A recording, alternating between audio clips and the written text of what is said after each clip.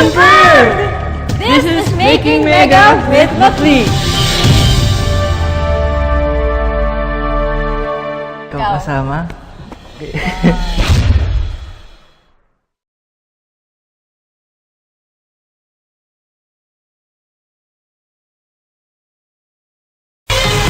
Yun si Master Hans, maraming salamat. Balikan natin si Elise at si McCoy sa Antipolo City pa. Wala na ba si McCoy? Malis na. Naiwan. Ayun nga po, Kuya Atom. Hindi ko na alam kung saan napunta si McCoy. Siguro nahilo na yon sa lahat ng mga sinakyan namin kanina. Mamaya, tingnan natin kung saan siya nagpunta. So, ayan. Ito na yung kasama ko ngayon. Ayan na si McCoy. Ito na. Hi, McCoy! Kanina po kasi, sumakay kami sa bull ride. Yun yung kailangan kumapit ka talaga ng mahigpit para hindi ka mahulog.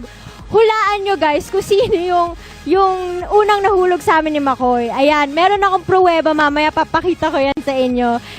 Yun ay isa sa mga exciting na ride dito sa Rainbow Magical Land. Talaga namang ang daming pwedeng gawin dito. Bukod pa sa mga rides, meron ding arcade na tinry din namin kanina ni McCoy.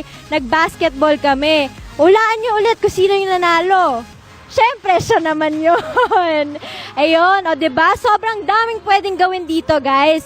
Kaya, puntahan nyo na to sa Antipolo. Yan, habang nag-enjoy kami dito ng mga kids, magra-rides pa kami, back to studio muna tayo. Thank you, Elise. Yan, pasyalan sa Antipolo. Ayan, mamaya po, abang